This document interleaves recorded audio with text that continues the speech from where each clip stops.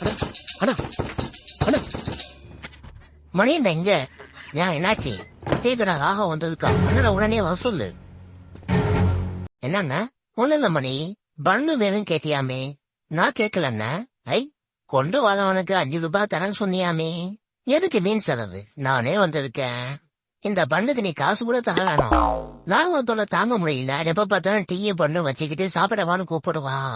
கடையை தேவை எங்க வேணாலும் பண்ணு வாங்குறான்னு நீ சொன்னதா உனக்கும் எனக்கு தெரிஞ்ச மஸ்தா சொன்னாள். இப்ப என்ன நீ நாயபலம் மணி இல்லன்னு சொல்ல போறியா? ராகவன் வேணாம். நீ கடைசியா என் கடையில டீயை பண்ணு சாப்பிட்டு ஒரு 10 வருஷம் இருக்குமா? இப்ப கேட்டுக்கலாம் நானே வந்திருக்கேன். இப்ப மட்டும் இந்த பண்ணோட என்ன வெளியே அனுப்பினா நாளையில இருந்து நீ எங்கேயுமே பண்ணு சாப்பிட முடியாது. எல்லா கடையும் இழுத்த மூடிடுவேன்.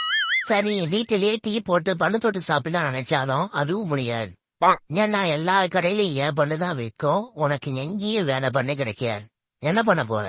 இந்த ஊர்ல இவன் தான் என்னோ பெரிய டீ மாஸ்டர்னு ரொம்ப திமிழ்ல இருக்கான்னு சொன்னியாமே.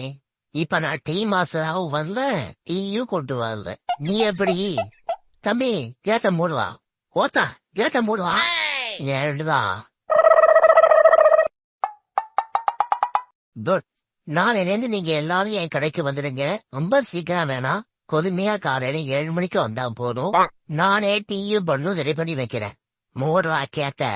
நான் ரொம்ப நாளா மேல கடையில டீயும் பண்ணும் சாப்பிடுவேன். என்னால இப்ப அதை நிறுத்த முடியாது. எனக்கு இருக்கிற ஒரே பிரச்சனை நீதான். அவன் கடையை உடைச்சி அவன் பண்ணலாம் தூக்கி குப்பையில போடுது.